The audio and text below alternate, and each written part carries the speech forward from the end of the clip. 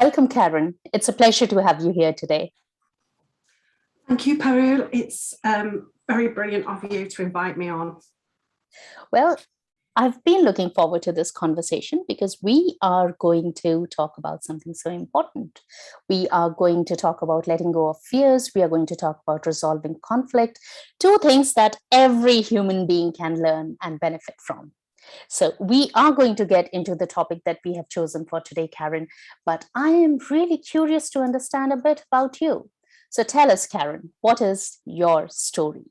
Well, one of the reasons that I am so involved in resolving conflict is because of my story.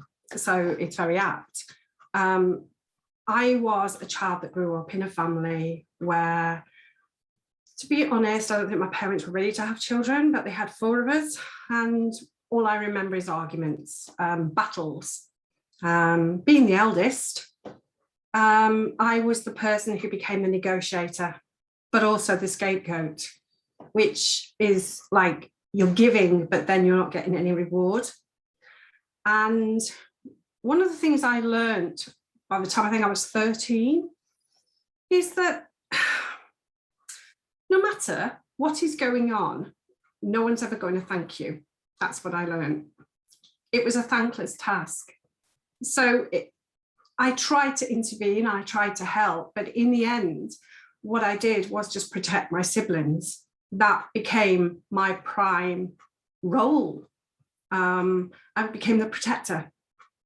I wasn't aware that that's what I was doing, but as we know, there's been a lot of research around neurobiology and the development of the brain. What was happening for me at the time was that I was having automatic traits embedded in my cells of my body, to be perfectly honest, via my brain. And so I knew how to become the protector really well.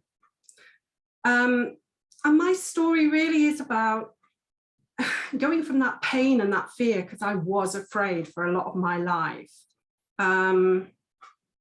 to trying to work through that. I was asked to leave at 17, so I was homeless at 17. My mother had become a drinker, alcohol, and it was a horrendous time. You never wanted to come home from school and you couldn't tell anyone about it because there was all these secrets, and then you were telling lies, but you didn't intentionally tell lies and you didn't sit comfortable with who you are, which is another reason why today we're going to be talking about values and beliefs, because I was just in total discomfort. And when I did try to speak out, I wasn't believed and I was called a liar. And what you present to the world as a family is what people see. That's their worldview of you. Okay, so I learned to duck and dive. That's what I used to always say when I was young. Oh, I can duck and dive. I could get out of trouble. I could move. It was almost like being a boxer. I knew how to avoid the worst, if you know what I mean. And when I was 17 and I became homeless, I think my world just crashed around me because I couldn't duck and dive anymore. I'd learned how to function in that environment, but I couldn't anymore. And so I had to try something different. And it was, the story is what we remember. The story is the thing that we tell ourselves and reinforce. But I choose to tell this story because this is my strength. My vulnerability was my strength. From my vulnerability, I learned that the world wasn't necessarily the world as it had always been. There is cruelty, and there continues to be some cruelty and some horrible experiences. But I also found little gems every so often, little gems that I hadn't really come across before. And that gave me hope. So, I wasn't,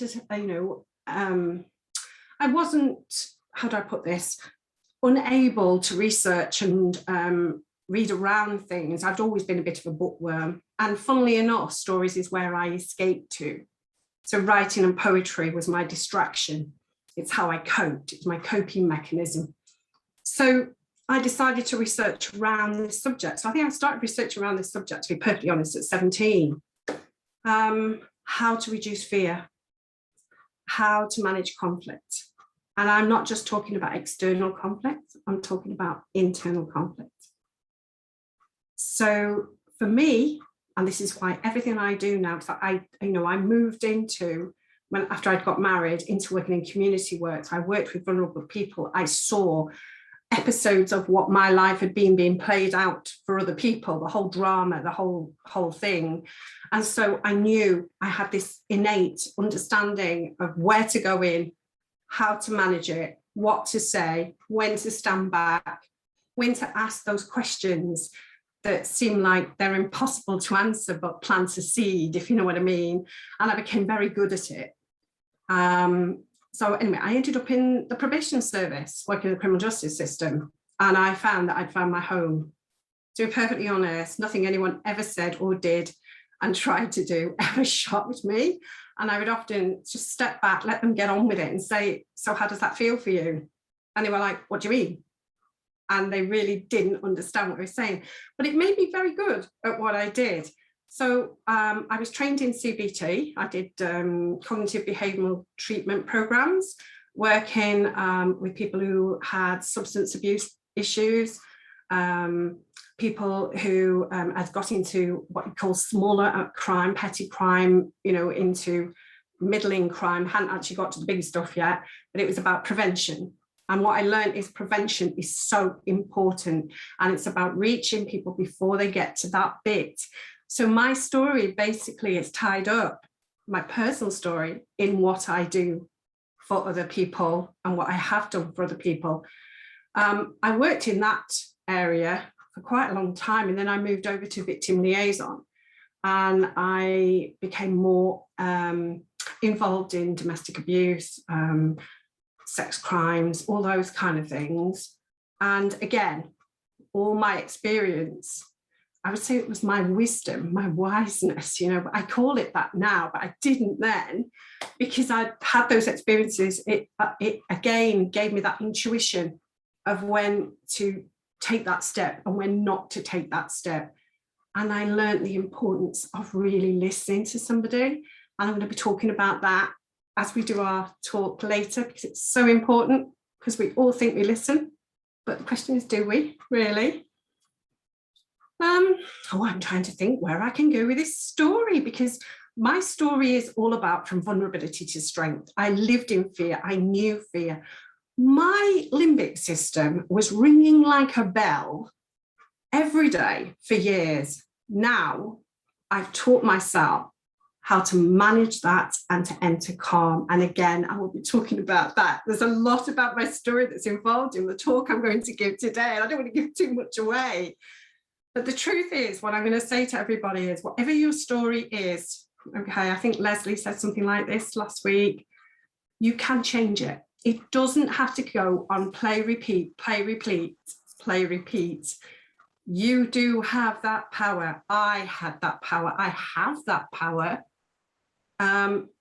to take, the stylus on a record, to take it off and let silence sit there for that moment while you think it through.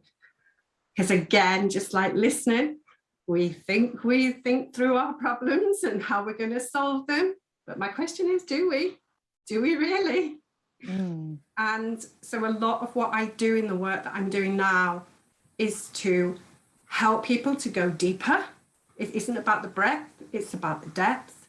And it is about understanding who you are. I've had a major shift, especially in the last 5 years, in my understanding of who I am. I think I really did meet my inner child. I think me and my inner child now, we have conversations very often. And my awareness, and I'm going to be talking about this a lot, I've taken my awareness into my body in a deep way. So it's not just about thoughts and recognizing emotions, but it's about recognizing what's going on with my body. So my body speaks to me. And I have found when I've worked with other people that when I ask them to do some of the things that we're going to talk about today, that people sit back and go, why has no one ever told me this before? Why is this not common? Why, when you go to the GP with a problem, does your GP not say, I know somebody who can help you with this?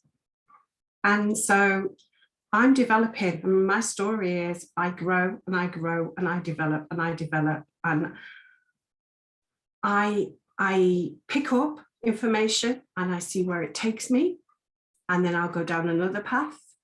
And I think part of me is about knowing that that vulnerable child actually was my savior. It's ironic, I know, but she taught me so much. And I now feel that I have so much to offer the world, because what happened to me didn't break me. In fact, if anything, it made me stronger. And I don't know whether anybody has read any of Brené Brown's books. You know, she talks a lot about this vulnerability and how it's your strength, because vulnerability is about honesty. It's about self-awareness. It's about knowing yourself. And it's about accepting yourself, forgiving yourself, loving yourself. And it's also about seeing where you can take yourself on your journey. And that's why I talk about fear, because we have so many concerns and worries that become an inner turmoil, which is like a conflict, and that fear drives it. And then when we're in a relationship with somebody, we're going to repeat all the things we've done with ourselves, we then do with our partners. And if our partners have had similar or different experiences, because we are the sum of our experiences and everything that we've learned, then we're not going to find a way through that conflict, because you're both singing from your hymn of what you've always sang, and you're not looking outside for an alternative. Because, as I'm going to talk about, your body has absorbed this, your mind has absorbed this, and so often you're not even aware it's happening. So my story is about, I've got a lot more growth to go, and my story will adapt and change, and that's life. That's really me. Oh, so beautiful. That's so beautiful and so inspiring. I cannot even imagine what it must be like to be homeless at 17. I cannot imagine it, but what I do understand is that it must require an incredible amount of strength and resilience to get through it. Yeah, it does. And you do make a lot of mistakes, and you do get a little bit more hurt.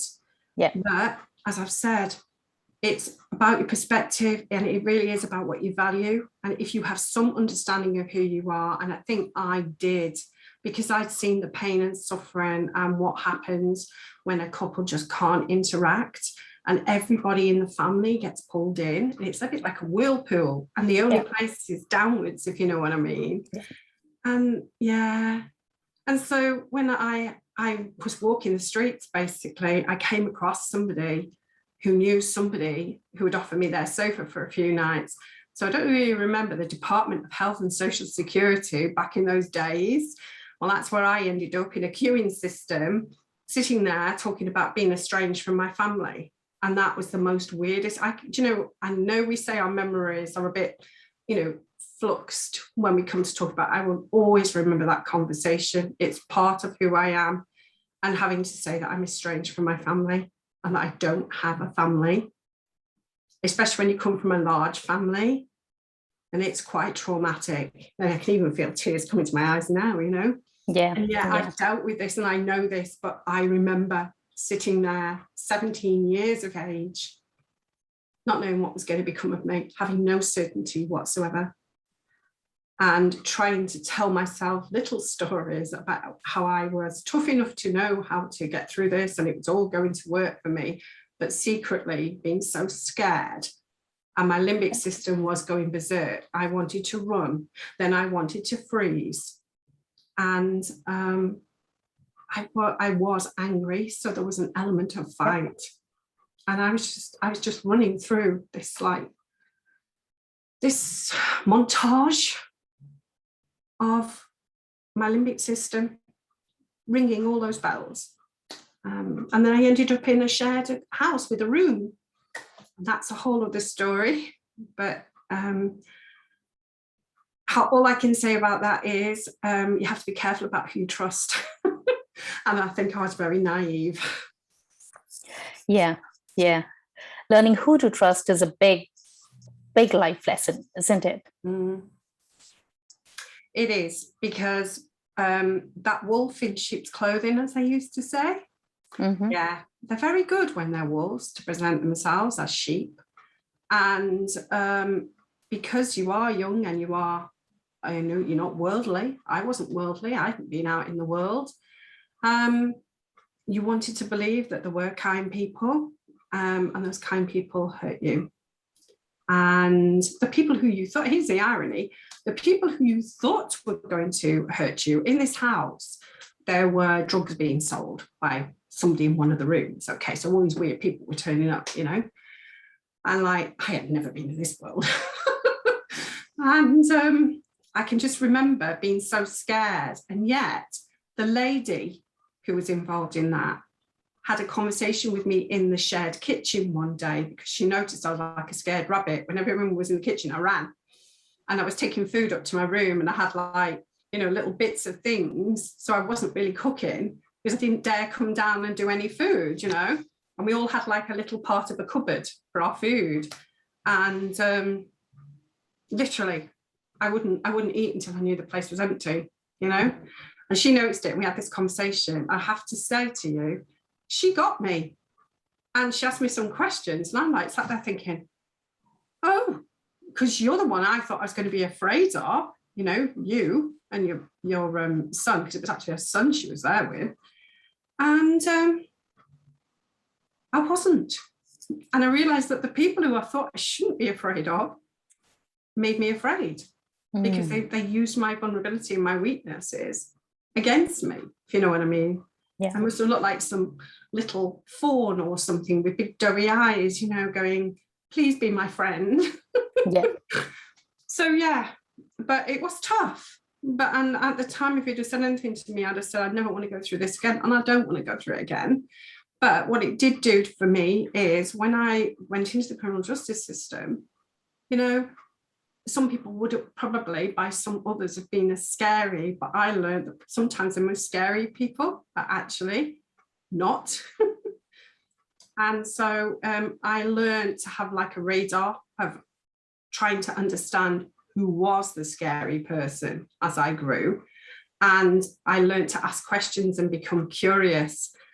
And this is again where it led me, because I learned that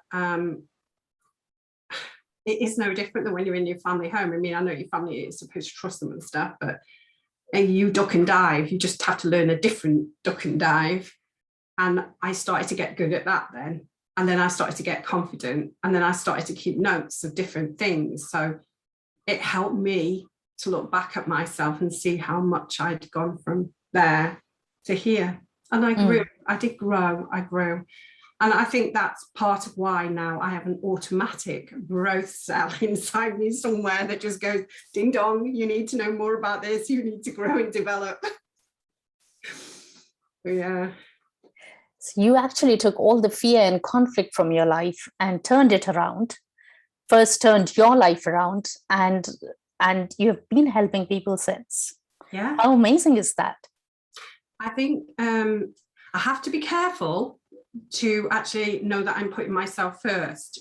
I mean, there can be a tendency with people who have been through some of the things that I've been through to feel that they have to give to earn people's respect. And the problem with that is that you're never really satisfying yourself, you're just satisfying other people. So yes, I had to sort of ask myself some serious questions. And in the beginning, when I did start doing this, I can remember in the community work job, I'd work extra time and not get paid for it because I felt it was a cause, but actually it was a job, it wasn't a campaign, and I had to reel myself in. Do you know what I mean? Yeah. So yeah, it's wonderful, but you do have to keep checks and balances on yourself, because when you're doing the kind of work I've been doing, you can get very passionate about it. And that means, yes, it's brilliant, but be careful that you don't take yourself out of what the role actually is. And that was another thing I had to learn. So essentially, we are talking about having boundaries with ourselves as well as other people. Yeah, and I wasn't going to use that word because we're going to be talking about it. But yes, essentially, yeah, I'm going to be talking about what boundaries are, you know, and yes, You know, it is about you setting the boundaries for you and not for other people. And I've sort of broken my flow there. Yeah, they're my boundaries, and I know that I'm doing them. You know, I put them in place for me. I know that this is what I will accept, and that's what I won't accept. And I know, you know, that's how far I'm willing to go. And I do have to keep checking in with myself. And that's why I say about my inner child. I have a conversation now with my inner child where when my body is telling me you're getting a bit tired, I have this like little voice in my head, which is like mini Karen from years ago going, Karen, you're doing it again. Please stop, because you're going to get really, really tired. And this hasn't been helped because last December I ended up with COVID. I was really ill with it. Yeah. And I'm still on asthmatic medicine. I had to go for another chest x-ray. He sends me every so often for chest x-rays because it's from COVID. So that was kind of like a challenge. And I could have looked at it and gone, oh no, you know, I'm affected by COVID. This is really, and I didn't. I told COVID when I was ill with it, if you think you're going to win with me, you aren't. Yeah. I'm going to win, and you can get out of my body and stop bothering me because I'm not living like this. And you know, I had a low oxygen level, you know, and I opened the windows and refused to go to hospital. And I was just like, no, I can manage this. And then that's part of it for me. I know that whatever comes at me, I will find a way to challenge it.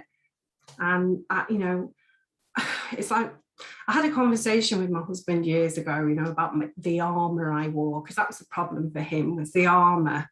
I wouldn't let anyone get in and dint it. And I think there's an element of that still there. I can still put that armour on and go into battle, and I know where that battle's going to take me. Yeah. And I know when to take it off. So I've got better at that. But you're always improving, aren't you, at the end of the day? Yeah. Yeah, the fact that you recognize that you tend to put on that armor, and that shows that you can make a choice next time you become aware of it. Whether you want to put it on, keep wearing it, whether you want to buzz it off, completely your choice. Yeah, but that is part of knowing your well, I might as well go into this. It's part of knowing what your values are, what is important to you. And it is part of knowing which beliefs are yours and which are other people's. I know Leslie talked a little bit about this last week. Yeah. But for me, before you start challenging those beliefs, we have to start understanding what it is we value and what are our core values, because they will determine most of the actions that we are going to take. Yeah. And you have to check in with yourself.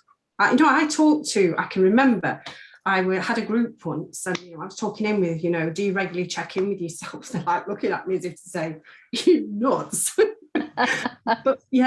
But when I actually explained it and tried to go into more detail, then they're like, hey, yeah, you know, that makes sense. And I think that it's like this program that I've developed, it's all of this. And I think, you know, your self-awareness isn't just about knowing what your values are and what your beliefs are and what you stand for. Your self-awareness is also about connecting with your body. Yeah. And it's about listening, and it's about taking that time out to fully ground yourself. And when I say fully ground yourself, to literally be aware of everything and where you are and what you're thinking. Yeah. So, yeah. I do have a question here about our beliefs and being aware of what we believe in. Some people are so caught up, and I've been that person too, so there's no judgment there. We can find ourselves in situations that we are so caught up in our own beliefs that we have no idea what is going on. It's what I call being in the story, being in the drama of your story. And when that happens, what are some of the things we can start doing to see things as they are? Okay, well, part of that is to be aware of your surroundings. You've got to start stepping back from your inner self. I was here once. I know what this feels like, where you're in your head. You just live in your head.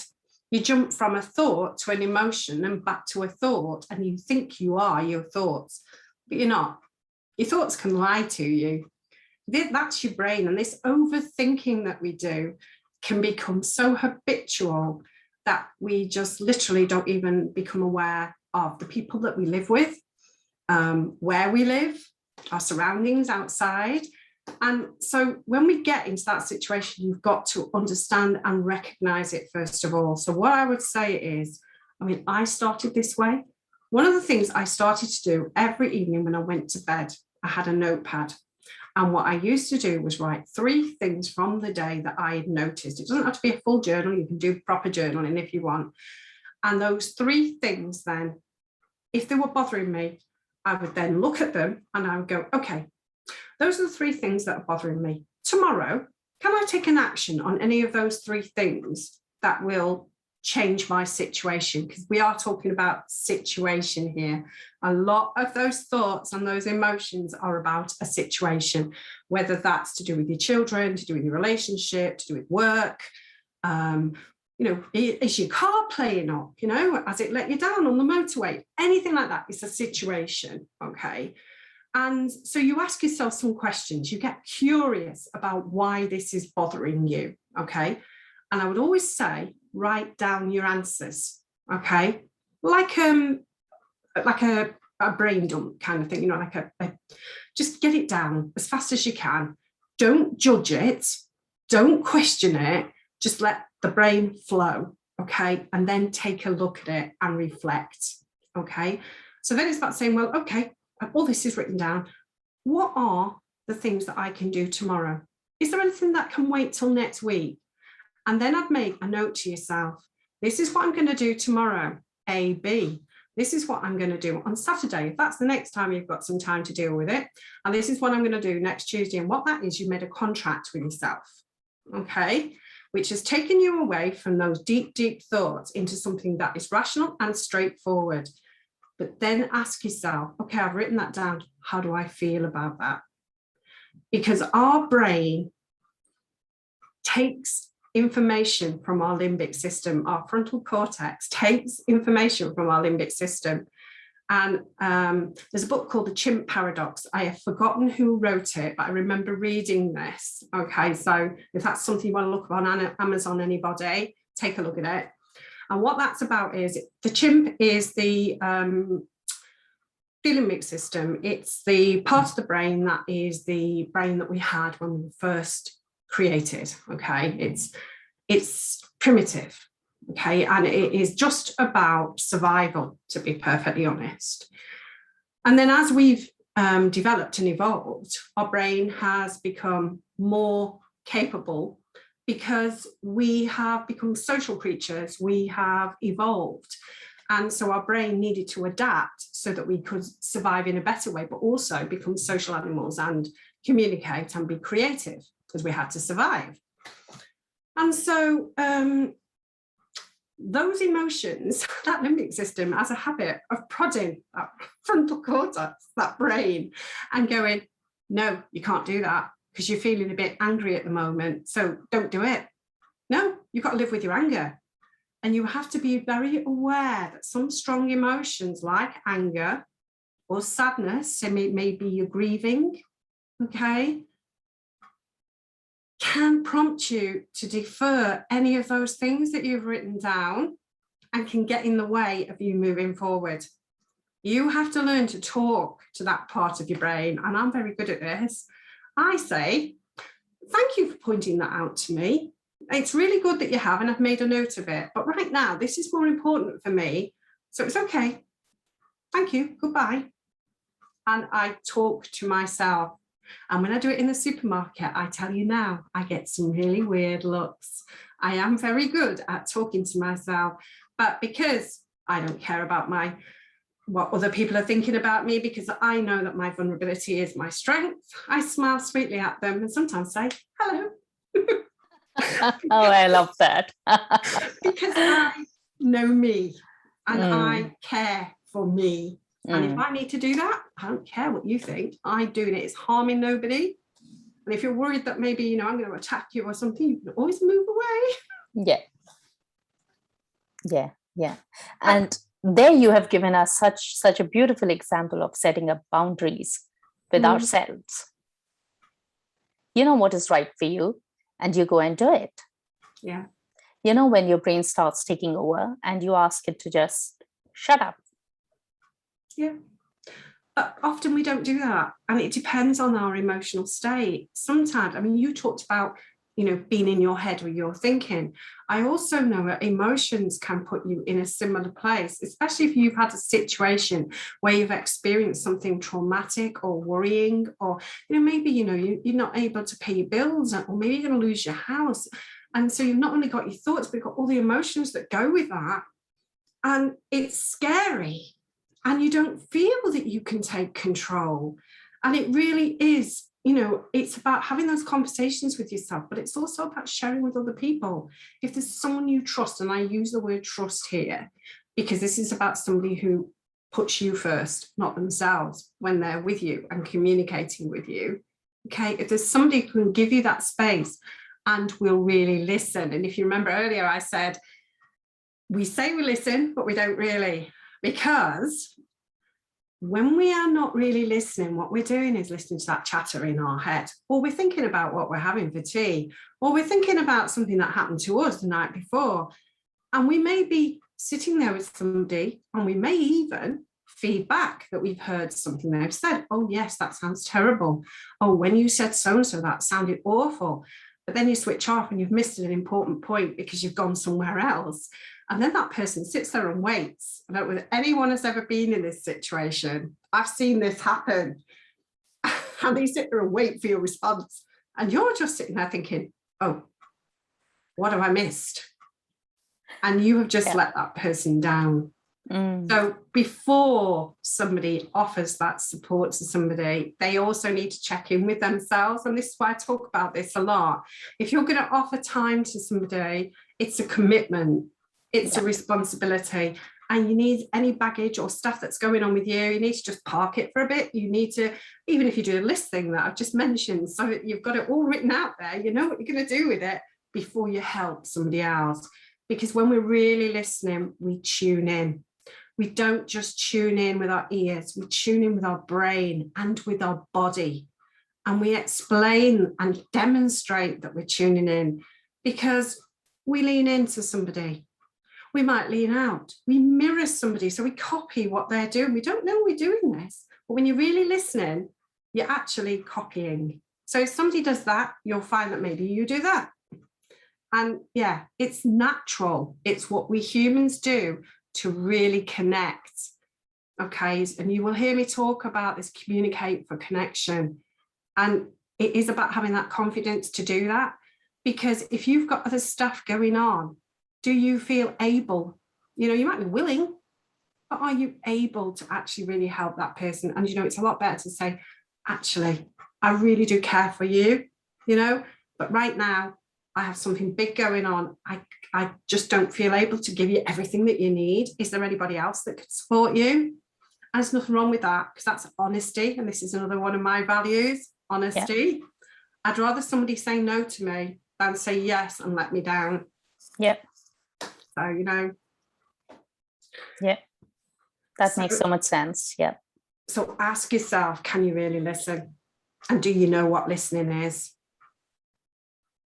Yeah. And I would always say, if at the end of the conversation, you can actually feedback that conversation and your interpretation, because although you're listening, you've got your perspective and your own judgments. You are you, you are not them. Okay.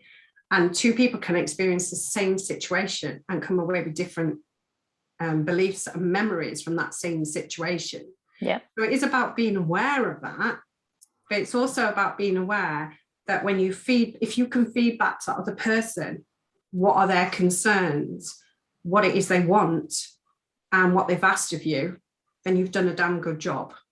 Okay. But if you can't, and you're sitting there going, oh, what did she say about so and so? I know she said something, or I don't feel I can help because I don't understand, I don't grasp this. Because when you're listening, you're also needing to ask questions. Yep. It's a lot better to say to somebody, actually, I don't quite get that. Can you explain a bit more? Or what do you mean by that? And one of the most important questions that you can ever ask somebody is, why is that important? Because it opens something else up. Yep. Yep. It does. What would you say for you is something that you think is important about communicating with somebody else? What do I think is important when we communicate with other people? I would say listening is a huge part of it. And if we can't listen to other person, we are going to miss out an awful lot. Yeah. And this is really critical to understand because what I do is I help people. I teach people speaking and storytelling, which is all about speaking. But if they aren't listening for cues, if they aren't taking those cues from their audience, if they aren't taking in that feedback, they would not be able to grow as speakers and storytellers. And when we have a conversation like this, one-on-one conversation, whether it is virtually or in person, it is so important to listen. Otherwise, it just becomes a damn monologue, wherein you may be present and you might be saying the right thing once in a while, but you wouldn't really be dancing with the other person in that moment. And that is the truth. It is a dance. On my website, I wrote a blog article about how we do the tango, okay, with other people. And it is a dance, because the tango is a difficult dance and you have to preempt what the other person's going to do as well as react. And so you move with them, but you also lead, and then maybe you take a step back. And that is what we are doing when we communicate. But it shouldn't feel so difficult, but for a lot of people it does. And again, I feel this comes back to your life experiences of when you were younger, because the caregivers and the important people in your life are the people who gave you the information and the feedback for you to define who you are. And although your brain has grown and developed, okay, there are key traits that are within our personalities that develop that become so automatic, we don't even become aware of them. I mean, we all know that we do automatic things, you know, when you eat your food, you pick up a knife and a fork, you don't really physically, you know, mentally think about it, you just do it because you've done it for so many times. But the point is that can also be about how you react to other people, how you interact, whether you, I'm going to say the word triggered, whether you can be triggered by certain words or actions or situations. And maybe sometimes you're not even aware why that's bothered you, because whatever happened to you, you didn't internalize it and examine it. So because you reacted in that one way, maybe it happened again and you reacted in the same way. And so your synapses in your brain are just going, these are like neural pathways, they're just going, that's the route we take, that's what we do, that's how we're going to act. And we just keep on doing it and we never question it. And part of the reason why I've got into the work that I'm doing now, and this is where my mantra, the conflict resolution queen, has come from, is because I feel I'm at that point now where I understand this stuff at such a deep level. I think now if somebody is having disagreements or they're experiencing situations that are giving them either an inner conflict or an outer conflict, then it is about the things that I've been talking about today, you know, listening, knowing your values, putting your boundaries in place. But it's also about understanding that there's certain things that are automatic for you and you're not fully aware of. And so one of the reasons in my program that I do have coaching sessions is because I look at what has been difficult for you during this program. Let's unpick it. Because if you are saying to me that, I don't know, when my partner, you know, this is the example of it, when my partner picks up a bottle of beer, I just feel like telling him I've had enough. Maybe, you know, he's drank a lot of beer. Maybe it's something that's been a bit of an issue between you. But by stomping your feet and stomping out of the room, you're not actually addressing the issue. And sometimes we're not explicit about what is bothering us. So we sort of give innuendo or we kind of hint, you know, but they're not mind readers, you know, and they're like looking at us as if to say, oh, off she goes again. And so because of their own experiences and their own judgments, what you're doing is creating a gap between you. And that real conversation should be an I conversation, which basically is, I can see, that you've had a bottle of beer again tonight. I just feel that, when you drink that beer, it makes me feel that every word I've said to you about us cutting back on our drinking has not been heard. And it makes me feel that I'm not respected. And what you've done is you've owned it. It's about your boundaries. Yeah. And you're basically saying to that person, I feel that your actions, right, are bothering me in such a way. I need us to talk about this. And then, as I said, that question, why is this important to you? One of the things you could say is, if there is like a deflection from him, okay, or her, whoever your partner is, you could then say, but why is this so important to you? And you will be surprised what will happen. Now, I mean, other than they get defensive and they storm out of the room. Yeah. This program I've created, we go through all of this. We go through self-awareness to self-care, to communication and for confidence, to negotiation, to conflict resolution, and then we have safety planning. Because I have to say, when you get to the end of this program, and I've spent years working in the area of domestic abuse and trauma, and some horrendous cases I won't go into, where I've worked with victims. And one of the things that has always come to me in my mind a lot of the time is sometimes you just have to face up to the fact that your safety is more important, and maybe you need to take time out either temporarily or permanently, but it's about doing that safely. And if you've gone through this program and still you're having issues, you've got to ask yourself the question, and I'm hoping that your resilience, because I always put safety planning for resilience, because by the time you get to the end of this, you should be feeling quite strong, accept your vulnerability as a strength, know what it is that you want and how you're going to get it. So the leaving now shouldn't be that difficult. It's about respecting yourself.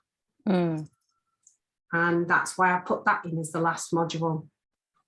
And if you're not ready for that yet, then it's something to know about, so that if you need to put a plan at any time in the future, you can do that.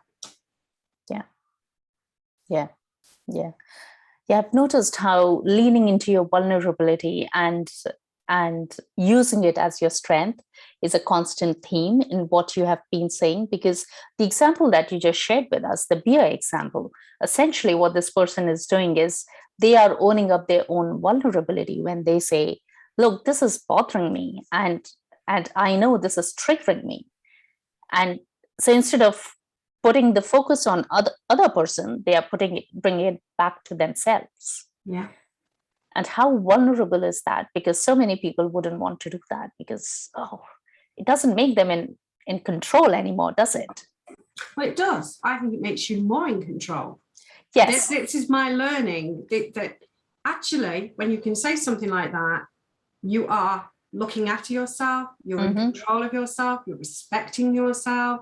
Yep. And what you're doing is saying, whatever your problem is, that is your problem. See, in a relationship, we have we as a couple, but we have me and we have you. So in a relationship, there's really three people in that relationship. And that's why I talked to you earlier about having to be careful when you're a giver, because often there's the giver, I call them the giver, the magician. And then there is the person that just distances themselves in a relationship. It's the three types. And what this is about is, if the giver is about we, the giver gives to the other person but isn't looking after themselves. So yes, that person would never say, I am accepting my vulnerability and telling you about my vulnerability. They would run 10 miles before they would dare to do that. What they're doing is saying, I know I'm not happy with this, and I know this isn't working for me, but I love him, and I know that he's having a bad time, and I need to make things better for him, because I know that he loves me, because he's told me he does.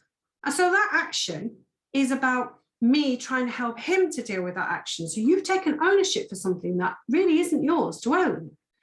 And then when you've got the magician, that's the me. And the magician is the problem solver. The magician is the person who goes out there and says, don't worry about it. I know what to do. But that can be controlling. And as you know, both of the two that I'm talking about now, I have seen in incidents of domestic abuse, because if you give too much, then you're giving control to the other person. But if you try to take the control and do everything, that other person then feels on the back foot and can get very angry about that. Or they could be the person that's taking the control, and your vulnerability means you are in a place where you don't feel able to say what you want to say. And then there is the person who distances. And the distance person just wants calm, just doesn't want any trouble. And I used to be this person, because I used to distract into poetry and stories. So when chaos was going on all around me, when I realized I couldn't change stuff, and I couldn't be the magician and make things change, okay, and I'd already been the giver, so I'd already been the person who was going out trying to solve everybody else's problems for them as a young person. I got to the point probably at about 14, maybe 15, where I distanced myself. And so I went off to write my poetry and my stories and hid in my bedroom down the bottom by my bed, just not listening, and escaped into my own world. And the other kids were a bit older by then, so I felt free to do that. And so that is about distancing, because I literally just can't cope with it. And so we distance. And you find those three issues. Now, the distancing is about the situation, because as you know, if you can't deal with it, it's a situation you can't deal with, so you remove yourself. And I could say this is an example of somebody, maybe debts are coming in, and you can't pay your bills. Maybe, you've gone on part-time hours or something. And so your whole financial situation has changed. And it could be that what you do is every time those letters come through, you just shove them in a drawer, hide them away, distance from it, and try to ignore it. But it's going to catch up with you. And so there's not a good outcome there. And that's around the situation. Then you've got the me and the we. So like, if we're thinking we and you're the giver, basically what is happening there is you are putting everything that you've got into somebody else or into what's going on in your relationship, but you yourself are getting nothing. And I have seen so much distress when I've recognized that kind of situation in a case that I've had in the past. And you really feel for them, but there's a lot of work that needs to be done. And that's why my program can incorporate all three of these, because it is about fitting it around what your needs are, because you all go through the same process. But those individual coaching sessions mean when I ask you, what did you find difficult, I will be able to diagnose where you fall on this spectrum. And like I say, the magician. Well, the magician is about me. And you can solve all problems when you're a me, and you don't have to look outside of yourself, and you're deep in your head. You're thinking through your problems, and you're shutting down your emotions, because you haven't got time to get angry, you haven't got time to be sad. You just need to make this work. And that's what we do. Yeah. Called being human. Yes, that's true. That's true. I absolutely love the way you explained this to us. There are three people in our relationship: you, me, and we. Yep. So simple and so powerful. I would say the same, that this could be the same with colleagues that are working in a team. It doesn't have to be an intimate relationship. Yeah. It's about any kind of relationship where you are it isn't like a codependency, even though you've got your independence, because you rely on each other to get the job done. Yeah, that makes sense. Yeah, that makes a lot of sense. Definitely something to bring into team dynamics. Yeah. So tell us, Karen, well, this was such a delightful conversation. Tell us, how can people experience this? How can people work with you? Okay. Now, I have an email address, that I'm not going to try and do the hard sell. I've said this again and again. With me, this is about honesty. My corest value is honesty. My second is freedom. And my third is connection. So when you look at those three, this is not about putting you in a position where you're uncomfortable. I don't want to do that. If what I have isn't right for you, I am happy that you recognize that. Okay. So I have an email address, and it's Karen@kjratcliffeconsultancy.com. As you can see, there's a website there, kjratcliffeconsultancy.com. I'm working on it. It's got on the front page 3 packages for coaching around relationships that I do. I really want to talk to you about those packages. I haven't put money on there because this is also about what the price is, but understanding what your needs are too, and it may be adaptable to your needs, okay? And the program, I'm going to be beta testing this program. So take a look at it on the website. It's got the picture on there of what it is. There will be 10 sessions out of those modules.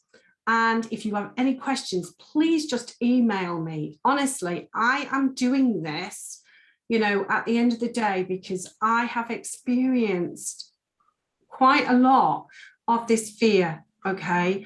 And I really do believe in prevention. In all the work experience I've had, if I can help you to recognize your personal traits and the things that are not working for you, okay, I can help you to turn that around.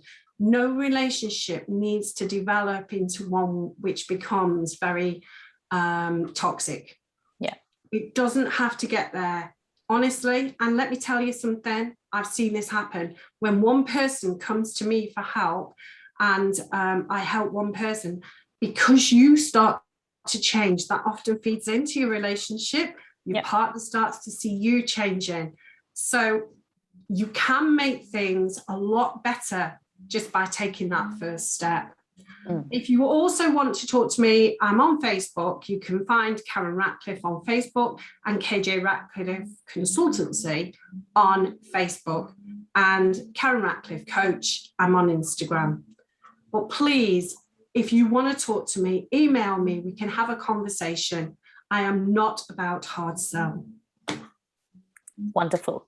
And when we finish this conversation, could you drop all your links just underneath this video? Yes, will do. Wonderful. Karen, before we let you go, what is one big message you would like to share with our audience today? You really can change your life once you understand who you are. Beautiful, beautiful. What a beautiful and empowering message to finish this conversation with. Karen, thank you so much for coming and sharing your wisdom with us. It's been a delightful conversation. Thank you, Parole. I've really enjoyed it. And you were a wonderful interviewer. Oh, thank you.